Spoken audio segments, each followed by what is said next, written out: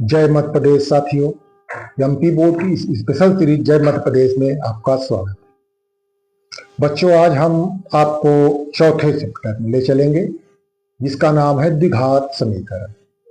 तो द्विघात समीकरण क्या है, इस पर चर्चा करते हैं। ध्यान रखें, इसको वर्ग समीकरण भी कहते हैं। तो द्विघात समीकरण क्या है, ये कैसा होता है, देखने में कैसा लगता है, इसकी पहचान क्या है। तो द्विघात समीकरण का मानक रूप आपको याद रखना होगा। मानक रूप होता है ax square plus bx plus c equal to 0। ये इसका मानक रूप है। साथ में एक चीज और इसमें मिलाना होगा, ये जो एक्स स्क्वायर का गुणांक है a, ये शून्य नहीं होना चाहिए। ठीक है, उसको लिख दीजिए a बराबर नहीं शून्य।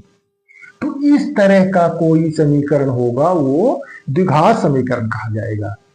यहाँ आपने द्विघात बहुपद पढ़ा था, उसमें बस इतना ही था, ये बराबर 0 नहीं था। ax square plus bx plus c, ये द्विघात बहुपद था। और ये भी था a बराबर नहीं 0। तो ये दिमाग में रखें, ध्यान रखें, a b c इनका अपना खास स्थान है, पोजीशन है। एक्स स्क्वायर का जो गुणांक है, इसके बगल में जिस संख्या का गुणा है एक्स स्क्वायर के बगल में, उसी को हम a नाम देंगे, हमारा मानक रूप है। और जो x का गुणांक है उसको b नाम दिया है, और जो अचर पद है उसको c नाम दिया है। इस तरह के समीकरण को हम द्विघात समीकरण कहते हैं। अब इसमें ये कहा है कि a बराबर नहीं 0, इसका मतलब क्या है, b 0 हो सकता है, c 0 हो सकता है, b c दोनों 0 हो सकते हैं। जैसे ये देखिए, ये मानक रूप हो गया। मानक रूप लिखने को पूछता है, मानक रूप को और क्या क्या कहते हैं ये दिमाग में रखना है। तो सामान्य रूप भी इसी को कहते हैं, सामान्य रूप।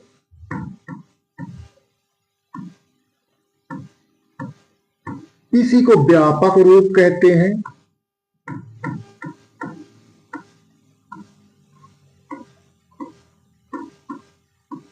आपके एमपी बोर्ड में एक मानक रूप लिखने को जरूर आता है, चाहे वो बहुपद से आए, चाहे द्विघात समीकरण से आए, और चाहे दो चरों के रैखिक समीकरण से आए। कभी कभार समांतर श्रेणी से भी मानक रूप दे देता a plus D A plus 2d वाला।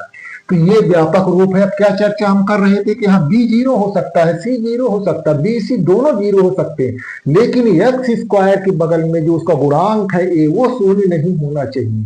शून्य होगा तो फिर ये पद ही नहीं रह जाएगा।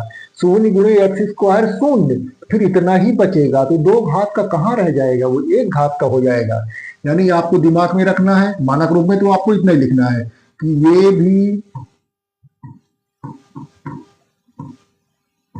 भी द्विघात समीकरण है। अगर a बराबर नहीं 0 तो ये द्विघात समीकरण होगा। ax स्क्वायर प्लस c बराबर 0, ये भी द्विघात समीकरण है अगर a बराबर नहीं 0 तो। b c दोनों 0 हो जाए, यानी ax स्क्वायर बराबर 0 भल लिखा हो, जहां ये पता हो a बराबर नहीं 0, ये भी द्विघात समीकरण हो जाएगा। एक्स स्क्वायर वाला पद खत्म नहीं होना चाहिए, ठीक है, और एक्स स्क्वायर से बड़ी घात भी उसमें नहीं होना चाहिए। उदाहरण देख लें, 2x स्क्वायर धन 3x धन 5 बराबर 0 द्विघात समीकरण है। अधिकतम घात 2 है और एक्स स्क्वायर का गुणांक शून्य नहीं है। फिर आगे देखें, 4x स्क्वायर धन 8 बराबर 0 द्विघात समीकरण है। द्विघात समीकरण है, यहाँ एक से तुलना करें तो वो तो 4 है, x का कोफिशिएंट, x का गुणांक b, यहाँ x वाला पद ही नहीं है तो b 0 है, और अचर पद c जो है इसमें 8 है। तो ये द्विघात समीकरण है क्योंकि x स्क्वायर का पद इसमें मौजूद है। और आगे देखता हूं, अगर 2x स्क्वायर ऋण 4x बराबर 0, ये भी द्विघात समीकरण है। इसमें a है, b है और c नहीं है इसमें, ठीक है। और इस तरह से 3x स्क्वायर बराबर 0, ये सभी द्विघात समीकरण है। सबकी अधिकतम घात 2 है और साथ में जो अधिकतम घात 2 है उसका गुणांक किसी में शून्य नहीं है। तो आपने देखा कि b 0 होगा तो भी द्विघात होगा, c 0 होगा तो भी द्विघात होगा, अगर b c दोनों 0 हो जाए तो भी वो द्विघात होगा, बशर्ते कि एक्स स्क्वायर वाला पद मौजूद रहे और अधिकतम घात एक्स स्क्वायर ही रहे। तो ये मानक रूप है इसका द्विघात समीकरण का। कभी कभार आप क्वेश्चंस में जब आगे आप पढ़ेंगे तो द्विघात किसी समीकरण की द्विघात समीकरण से तुलना करनी होगी आपको। सपोज दैट मैं एक उदाहरण लिखता हूं, 4x² माइनस 5x धन 6 बराबर 0। तुलना करनी है इस मानक रूप से, ए बी सी पता करने हैं। तो x² का गुणांक 4 यानी a बराबर 4 हो जाएगा, जरूरत पड़ेगी आगे इसकी। अब x का गुणांक b, यहां x का गुणांक 5 नहीं ऋण 5, तो b बराबर ऋण 5 और अचर पद c 6। इस तरह से हम तुलना कर सकते हैं, ए बी सी का मान किसी समीकरण में बता सकते हैं आपको। तो चलिए चलते हैं अगली प्रश्नावली की ओर।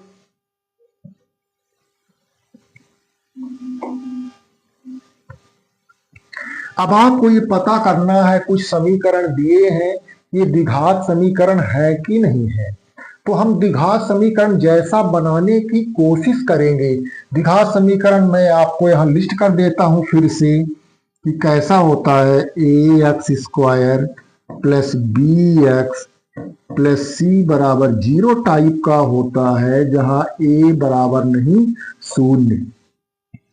तो यहां बराबर के दाएं तरफ केवल 0 है, सभी चीजें बराबर के बाएं तरफ है, क्रम से लिखी हुई है। पहले x की 2 घात वाला पद, फिर 1 घात वाला पद, फिर अचर पद। x से बड़ी घात इसमें होनी नहीं है। और हम फिर जब बनेगा तो देख लेंगे कि a यानी x² गुणांक उसमें 0 है कि नहीं है। इस तरह से पता चल जाएगा कि कोई समीकरण द्विघात समीकरण है कि नहीं। इसको हमको बनाना पड़ेगा। कैसे बनाना पड़ेगा? एक तो कोष्टक खत्म करने पड़ेंगे। कैसे खत्म होगा? यहां तो 2 का दोनों में गुणा कर दोगे। यहाँ x धन 1 का स्क्वायर है तो ऐसा नहीं करना है कि x का स्क्वायर धन 1 का स्क्वायर, ये a धन b होल स्क्वायर से खुलेगा। तो चलिए इसको बनाते हैं। अब फिर कोष्टक खोलने के बाद सबको बाएं तरफ ले आना, दाएं तरफ केवल 0 बचे।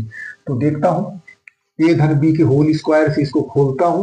पहले मैं आपको a धन b का होल स्क्वायर यहां लिस्ट कर देता हूं।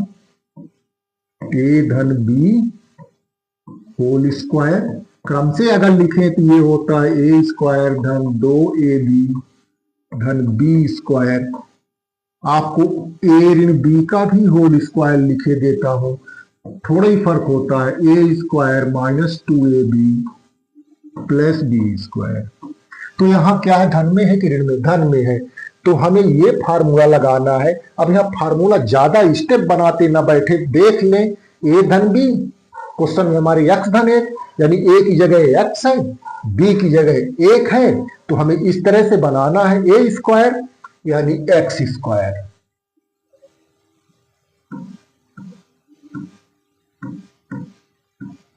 ठीक है, फिर क्या पद है? 2ab, तो 2 गुणे x गुणे 1 रफ में बना के वहां सीधे लिखें। 2ab की जगह क्या आएगा? 2 गुणे x गुणे 1, 2x, 2 1 कम 2 और x, तो धन 2x। फिर क्या? फिर है b² यानी 1 का स्क्वायर, तो 1 का स्क्वायर निकाल के ही रखे 1। चलिए बाएं तरफ का कोष्टक खत्म हुआ, दाएं तरफ चलता हूं, 2 का अंदर गुणा कर दूंगा, 2x ऋण 2 तिहाई 6। ये पहला स्टेप हुआ, हमने कोष्टक खत्म कर लिया। अब सबको बाईं तरफ ले आऊंगा, पक्षांतर करूंगा। तो पक्षांतर करने पर क्या बनेगा? ये जो बाएं तरफ है उसको तो लिख ही लो, x² धन 2x धन 1, और उधर से ले आओ ऋण 2x धन 6 बराबर 0। उधर 0 भी हो गया। अब कोई पद 2 बार लिखे हो x वाले की x² वाले, उनको जोड़ लो, या घट रहा हो तो घटा लो। जैसे x² वाला तो अकेला ही लिखा हुआ है, ठीक है, तो उसमें तो कोई चीज नहीं, x² लिखना होगा। अभी 2x और ऋण 2x तो घटेंगे, 2x और ऋण 2x, संख्यात्मक मान बराबर है, चिन्ह विपरीत है, तो घटा दो तो 0 होगा, या इससे अच्छा इसे काट दो। अब क्या बचा? संख्या बची 1 और धन 6, दोनों धन में है, जुड़ेंगे 7। तो ये देखिए इस रूप का है कि नहीं, ax², तो यहां 1ax², चाहे तो 1 लिख लें, ये आया ना अपने में, मैच करता हूं, 1x² है। फिर bx, तो x वाला पद ही नहीं है, तो वो 0x है ही नहीं है। चलिए फिर अंतिम में संख्या क्या है, 7 है, तो इस रूप का है, ठीक है ना। bx जगह वहां 0x है, 0x है तो नहीं लिखा हुआ है, तो ax² एक जगह 1, तो अतः यह द्विघात समीकरण है। अतः दिया गया समीकरण द्विघात समीकरण है।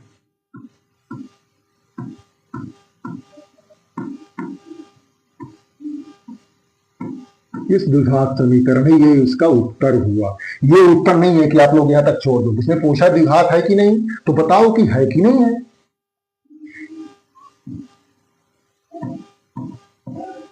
ठीक है, तो इस तरह से 2-3 लाइन में हो गया।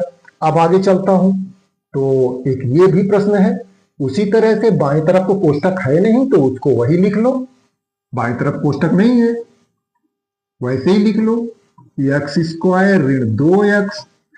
अब बराबर की दाएं तरफ दाहिने पक्ष में कोष्टक है, तो ऋण 2 का अंदर गुणा करना है, तो 3 में भी करना होगा, ऋण x में भी करना होगा। ध्यान रखो जब ऋणात्मक संख्या का किसी में गुणा करते हैं तो चिन्हें बदल जाती है, ठीक है। तो ऋण 2 का 3 में करेंगे तो 2 तिहाई 6, ऋण 6 हो जाएगा, और जब ऋण 2 का ऋण x में करेंगे तो धन में आ जाएगा 2x। सबको बाएं तरफ ले आओ, तो बाएं तरफ लाने में क्या होगा, x² ऋण 2x, उसको इधर लाया धन 6 ऋण 2x बराबर 0।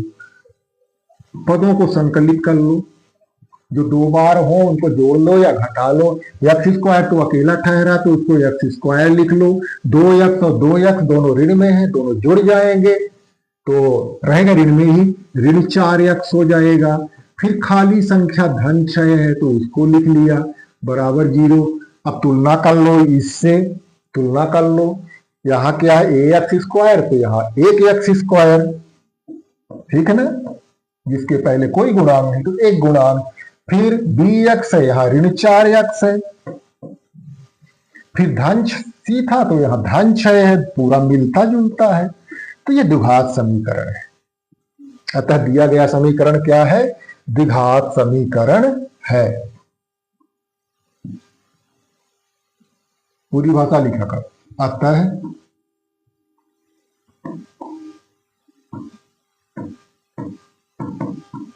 दिया गया समीकरण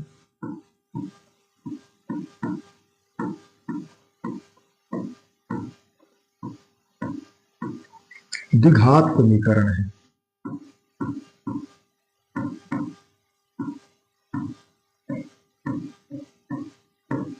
ये उत्तर हुआ। अब इसके और प्रश्न हैं, तो आप लोगों को ये सलाह देता हूं कि a धन b का होल स्क्वायर, a ऋण b का होल स्क्वायर, a धन b का होल क्यूब और a ऋण b का होल क्यूब याद कर लेना चाहिए। चलिए अगले प्रश्नावली की ओर चलते हैं।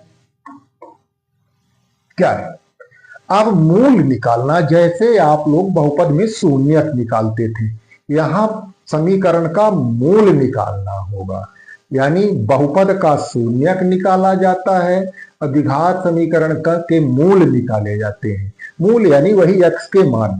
तो गुणनखंड विधि, अब गुणनखंड विधि कैसे गुणनखंड करेंगे, 9th क्लास में भी था और पहले रहा होगा, तो याद कहाँ रखते हैं आप लोग। पहला काम क्या करना, ये समीकरण x³ सॉरी x²,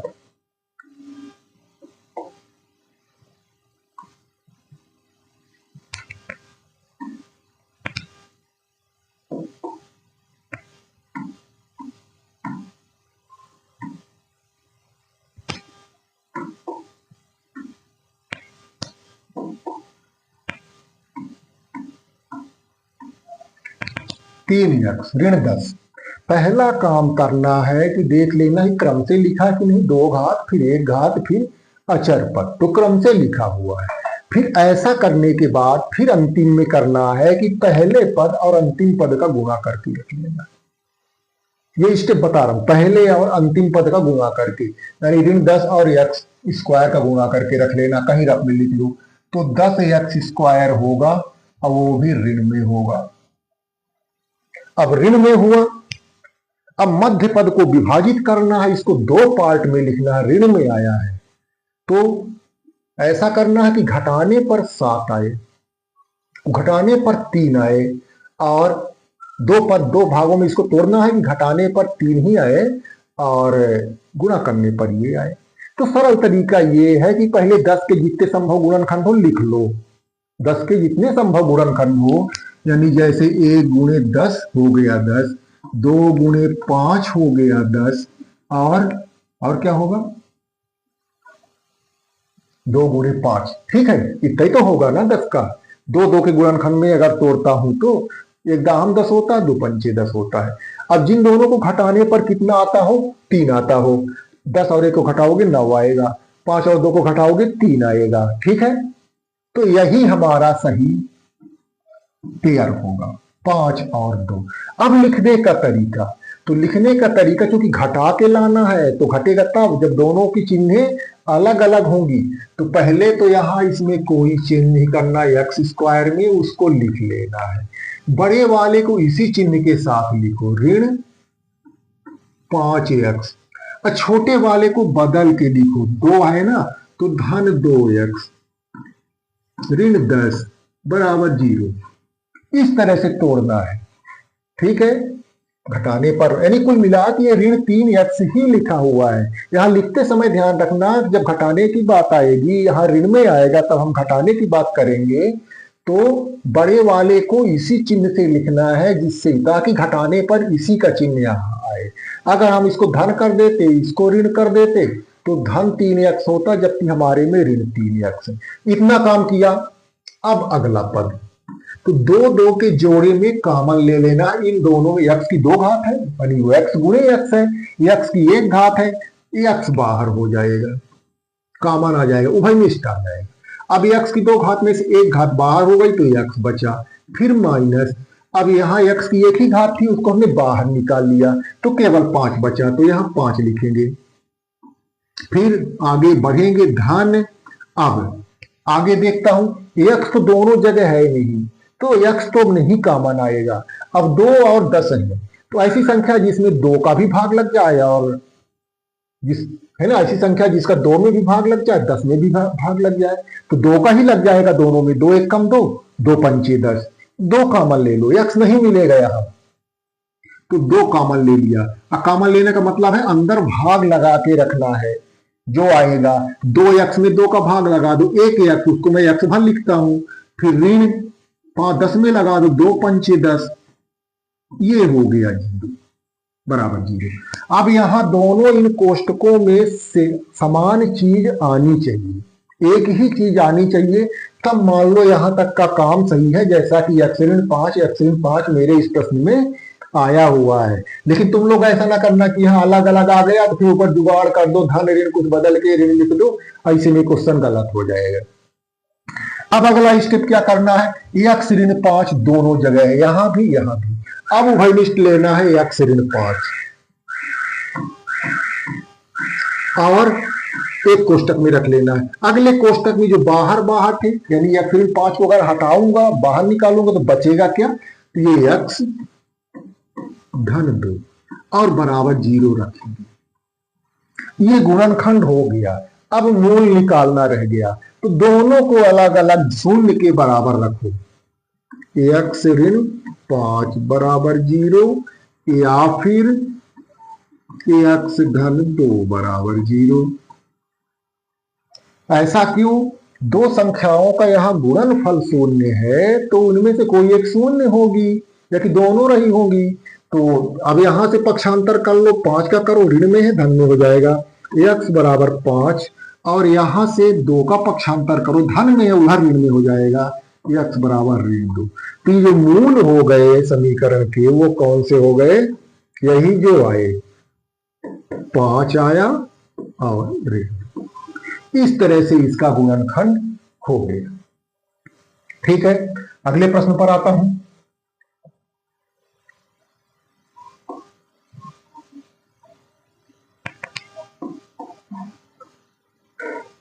अगला प्रश्न ये लिखा हुआ है 2x² धन x ऋण 6 बराबर 0।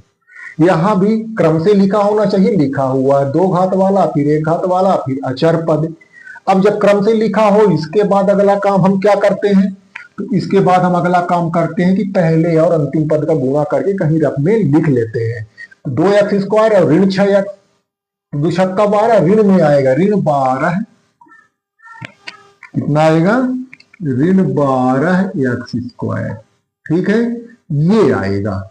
अब हमें बीच वाले को तोड़ना है जो 1x लिखा है। हमने कहा आसान तरीका ये कि जो 12 आया इसका गुणनखंड कर लो, घटाने पर ये 1 है, 1x है ना, घटाने पर 1 चाहिए। घटाने पर क्यों, क्योंकि ये ऋण में आया है, तो 1 गुणे 12, 1 ये जोड़ा हो जाएगा गुणनखंडों का।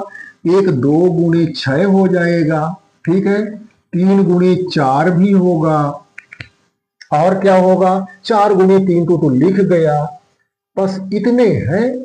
घटाने पर 1 हो, इसमें 1 नहीं आएगा, 12 में 1 घटाओगे 11, 6 2 घटाओगे 4, ये सही जोड़ा है। 3 और 4 का 3x और 4x लिखेंगे। अब लिखने का तरीका देखेंगे, तो लिखने का तरीका क्या होगा, पहले पद में तो हमने कोई बदलाव नहीं किया था, 2x²। अब बड़ी वाली संख्या को इसी चिन्ह से लिखेंगे, धन 4x। छोटी वाली को चिन्ह बदल के लिखेंगे, ऋण 3x, और ऋण 6 में भी कोई बदलाव नहीं करेंगे। इसके बाद 2 2 के जोड़े में कॉमन।